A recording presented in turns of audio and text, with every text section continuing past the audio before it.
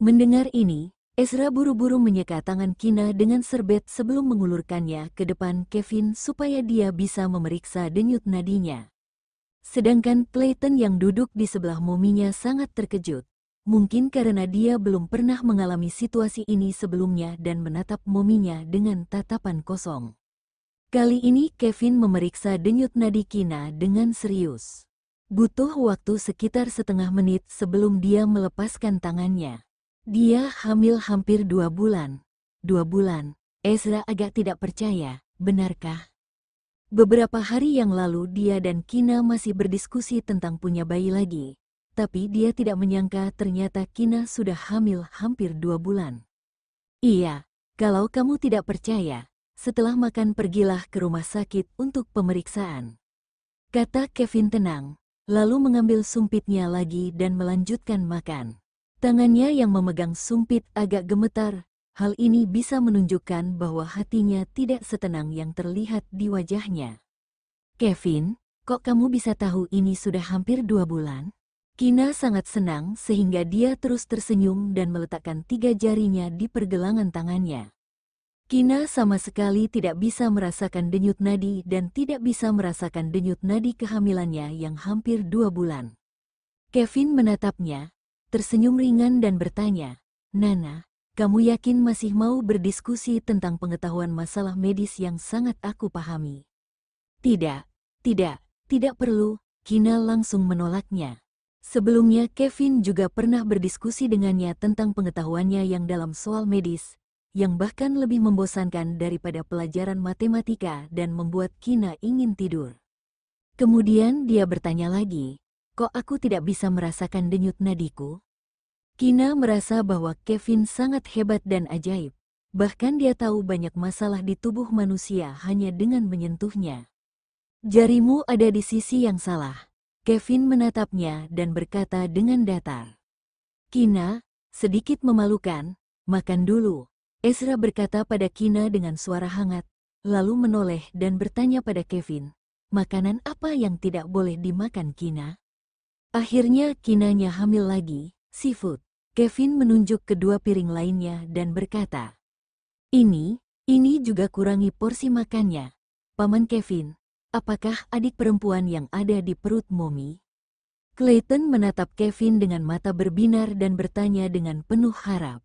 Sebentar lagi dia akan jadi kakak dan akan punya adik yang sangat dia sayangi. "Kamu benar-benar berpikir pamanmu ini dewa yang sangat hebat." Kevin tersenyum ramah. "Kita harus tunggu 6 atau 7 bulan. Aku cuma bisa periksa dari denyut nadi tapi itu tidak 100% akurat, mungkin cuma 70% saja.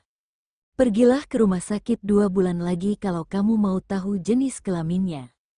Pengobatan tradisional punya kelebihannya sendiri dan pengobatan modern juga punya kelebihannya sendiri. Tentu saja Kevin juga ahli mengenai pengobatan tradisional dan modern.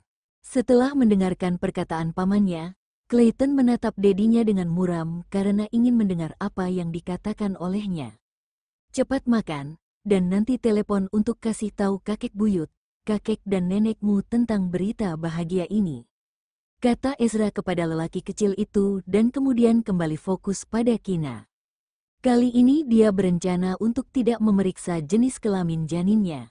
Lagi pula jenis kelamin anaknya sudah ditentukan saat dia ada di janin Kina dan memeriksa jenis kelamin hanya untuk tahu hasilnya lebih dulu. Apapun hasilnya, dia pasti akan tahu hasilnya ketika saatnya sudah tiba. Awalnya mereka hanya berencana untuk makan malam di rumah orang tua Kina dan kembali ke rumah keluarga Okto saat malam hari. Tapi karena tiba-tiba mereka tahu tentang kehamilan Kina, setelah makan siang Ezra membawanya ke rumah sakit untuk pemeriksaan lengkap. Mereka menunggu laporan tes kehamilan sampai lebih dari jam 3 sore, lalu kembali ke rumah keluarga Okto.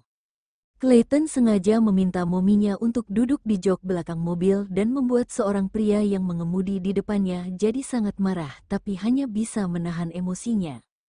"Momi, aku suka adik perempuan. Keluarga paman ketiga udah punya 2 anak laki-laki dan kalau Momi beri aku adik perempuan lagi, aku akan punya 2 adik laki-laki dan 2 adik perempuan." kata Clayton dengan wajah serius kepada Kina yang duduk di sebelahnya. Ezra yang duduk di kursi pengemudi, dengan sengaja mengatakan hal yang berlawanan dengannya. Karena putranya sudah merebut istrinya dan menegurnya dengan serius. Clayton Octo, pikiranmu tentang lebih suka wanita daripada pria ini tidak baik dan harus diubah. Entah itu adik perempuan atau laki-laki, harus diperlakukan sama, tahu? Clayton, Kina terkekeh dan menggodanya. Wah, sejak kapan pemikiran Ezra Octo jadi begitu dewasa? Ezra tersedak. Dedi, aku suka adik perempuanku tapi aku tidak suka kamu. Clayton sedikit mengangkat dagunya dan berkata, kalau nanti Mommy melahirkan seorang putra, apakah kamu akan nangis lagi? Ezra terdiam sejenak lalu berkata dengan dingin, Clayton, udah lama aku tidak pukul kamu dan kamu minta dipukul ya? Seolah-olah dia tidak mendengar peringatan dedinya, Clayton menoleh lagi dan bertanya pada Kina. Mommy, apa kamu sudah mikirin nama untuk adik perempuanku? Clayton mau coba kasih nama untuk adik perempuanmu? Tanya Kina sambil tersenyum. Boleh, Clayton menatap mominya dengan berbinar dan bertanya dengan penuh harap. Sebelum Kina bisa menjawab, pria itu sudah menyelanya. Tidak, kamu kan masih kecil.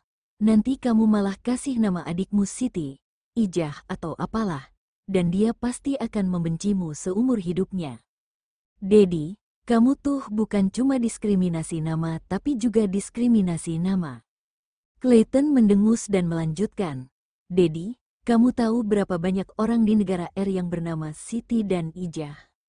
Kamu tahu berapa banyak orang yang pakai nama tradisional negara R? Dedi, kamu mendiskriminasi mereka. Kalau aku bocorin di internet, netizen akan jadi heboh dan membencimu iyo. Ezra, rasanya dia ingin mengatakan sesuatu. Dia jadi rindu masa-masa saat anaknya belum bisa bicara. Clayton, diam dan jangan berisik, kasihan momimu. Dia memerintahkan dengan dingin.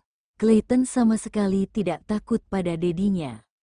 Dedinya seperti seekor macan kecil yang cuma bisa menggertak orang tapi tidak akan menyakiti siapapun, apalagi ada Mommy di sisinya.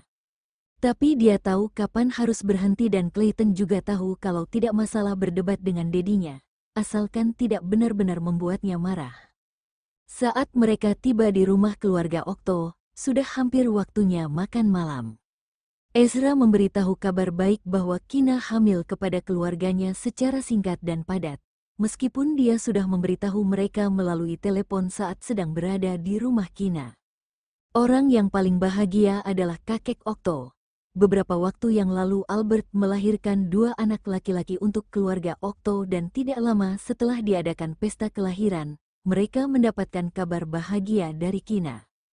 Kakek Octo membayangkan beberapa tahun lagi, satu persatu dari mereka akan tumbuh besar dan keluarga Octo akan semakin harmonis juga makmur. Membuatnya sangat menantikan hal ini dan merasa bahagia juga puas. Setelah makan malam, Ezra pergi berjalan-jalan di luar dengan Kina dan sedikit tidak sabar untuk membawanya kembali ke kamar. Begitu mereka kembali ke kamar dan mengunci pintu, kepribadian Ezra yang tenang dan terkendali langsung hilang. Dia bertanya dengan gugup dan bingung, Kina, apa yang kamu rasakan? Kalau dibandingkan dengan waktu hamil Clayton, apakah sesulit dulu? Sebelumnya Kina melihatnya cukup tenang dan santai. Bahkan sewaktu Ezra tahu dirinya hamil saat di rumah orang tuanya, dia tidak terlihat terlalu gembira tapi jadi lebih lembut dan perhatian padanya. Tapi sesampainya di kamar dan pintu sudah dikunci, sikapnya langsung berubah dalam hitungan detik. Ekspresinya yang gugup dan tak berdaya itu sedikit lucu. Kina tersenyum sebelum menjawab, aku baik-baik saja kok. Kalau bukan karena Kevin tidak sengaja menemukannya, sepertinya akan butuh waktu lama untuk aku menyadarinya. Ezra duduk di sofa single yang ada di sampingnya, menarik Kina untuk duduk di pangkuannya, meremas tangannya dengan lembut dan berkata, aku yang lalai. Aku terlalu sibuk bantu adik ketiga menyiapkan pesta kelahiran putra kembarnya dan jadi lupa tanggal menstruasimu. Padahal dia adalah orang pertama yang ingin punya bayi lagi, tapi dia bahkan melupakan hal yang sangat penting. Dan saat memikirkan beberapa hari terakhir, Ezra merasa cukup tenang dan juga agak takut. Namun untungnya bayi mereka sangat sehat dan tidak ada masalah. Kina mengangkat tangan untuk mencubit wajahnya yang sedang gugup dan berkata, "Aku saja tidak ingat kok. Lagian bayinya baik-baik saja jadi tidak perlu terlalu khawatir." Sebelumnya Albert masih dalam proses pemulihan dan kedua lelaki kecil itu cukup rewel dan tidak suka disentuh oleh pelayan di rumah. Jadi keluarga Okto membantunya dan Vito tidak mau Albert kelelahan karena mengurus mereka. Tapi dia juga tidak bisa mengurus dua anak itu sendirian. Biasanya Kina dan Ezra membantu merawat dua lelaki kecil itu. Kalau sedang tidak bekerja, Ezra akan bantu mengurus pesta kelahiran. Meskipun dia sudah mempekerjakan CEO yang sangat profesional dan berpengalaman untuk mengelola Quest International, sehingga Kina tidak banyak melakukan pekerjaan. Dia hanya pergi ke Quest International untuk belajar selama 3 atau 4 hari dalam seminggu. Karena itu dia jadi tidak menyadari kalau sudah lebih dari sebulan dia telat menstruasi. Mulai besok dan seterusnya kamu tidak boleh pergi ke Quest International. Ezra memberinya perintah dengan dominan, karena takut dia akan membantah dan berkata lagi, "Dokter bilang 3 bulan pertama adalah masa rawan untuk." "Terus gimana kalau udah lebih dari 3 bulan? Tanya Kina sambil cemberut. "Ezra, kita bahas itu nanti." Di masa lalu tubuh Kina tidak sehat dan dia baru pulih setengah tahun lalu. Dan sekarang dia harus lebih berhati-hati karena sedang hamil. Jika setelah beberapa bulan lagi dia dan bayinya baik-baik saja, Ezra akan membiarkannya melakukan apa yang dia inginkan. "Aku kira kamu tidak peduli denganku." Kina dengan santai bersandar padanya dan menghela nafas. "Aku tidak gitu kok." Ezra memegang pinggangnya, menundukkan kepala untuk menciumnya dan berkata, "Kinaku sangat hebat, terima kasih Kina." "Terima kasih untuk apa?" Kina menoleh untuk menatap wajah tampannya. "Meskipun aku hebat, tapi aku tidak bisa melakukannya tanpa kamu. Ini adalah hasil dari usaha kita berdua." Ezra tidak membantah kata-katanya. Dia menambahkan, "Aku rasa bayi perempuan kita juga sangat kuat, karena Kinaku juga sangat kuat." Seolah memikirkan sesuatu, Kina mengangkat tangan dan dengan lembut menyentuh pipinya. "Hei Ezra, pikiranmu itu yang lebih ingin punya anak perempuan daripada laki-laki itu tidak baik dan harus diubah. Entah anak kita perempuan atau laki-laki, harus diperlakukan sama, paham?" "Tidak." Ezra berpura-pura tidak mendengar perkataannya yang sama seperti yang dia ucapkan pada putranya. "Aku cuma paham kalau kita punya anak lagi dan kalau nanti kita nambah anak lagi, harus cowok-cewek supaya jadi seimbang." Kina tidak bisa membalas perkataannya dan hanya bisa tersenyum. "Tapi gak apa-apa kok kalau bayi ini laki-laki, jadi di masa depan kamu akan punya 3 penjaga yang hanya akan memanjakan kamu." Ezra menundukkan kepala dan mencium dahinya. Saat mendengar ini, mata Kina mulai berkaca-kaca dan hatinya juga terasa hangat. "Aku ingin cepat-cepat ketemu bayi ini," katanya penuh harap. "Kelahiran prematur itu tidak baik untuk bayi," kata Ezra serius. Kina, dan akhirnya dia merasa sedikit kesal saat mendengar nada seriusnya. Pria ini terlalu kaku dan sangat merusak suasana. Sejak mereka tahu kalau Kina hamil, suami dan anaknya benar-benar memanjakannya sampai dia tidak perlu mengurus kebutuhan dirinya lagi. Clayton sudah berumur 7 tahun dan duduk di kelas 2 SD. Setelah pulang sekolah, dia tidak akan pergi kemanapun dan hanya menemani mominya. Kalau Kina ingin minum air, Clayton akan langsung membawanya.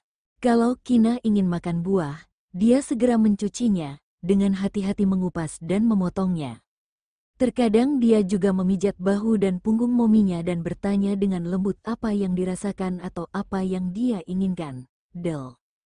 Clayton melakukan hal ini dengan senang hati, tapi Kina merasa seperti sedang memanfaatkan anaknya. Diam-diam berpikir dalam hati, "Kina, kamu harus lebih semangat. Putramu sudah sangat rajin merawat kamu dan kamu harus memberinya adik perempuan." Giselle sebelumnya tinggal di rumah keluarga Okto, Tapi setelah dia tahu Kina hamil dan akhirnya Kina tidak membiarkannya pergi untuk sementara waktu. Ketika dua wanita hamil berkumpul, mereka selalu punya topik untuk dibicarakan dan bertukar pengalaman atau ide yang tidak ada habisnya. Setelah Giselle tinggal di rumah keluarga Okto selama setengah bulan, akhirnya seseorang tidak bisa hanya duduk diam dan langsung menjemputnya. Kina yang baru bangun tidur siang sedang berdiri di tangga lantai 2, melihat Rafael ada di lantai bawah dan bertanya, "Giselle mau pulang ya?"